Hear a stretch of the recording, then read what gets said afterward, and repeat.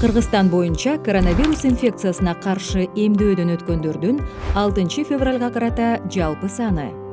Вакцинанын биринчи дозасын 1.636.516 адам алды. Эмдөөдөн өтө турган максаттуу топтун 73% өттү. Бул жалпы калктын 24%.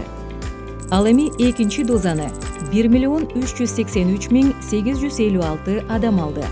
Бул максаттуу топтун 62%. Жалпы калктын 21%-ын түзөт.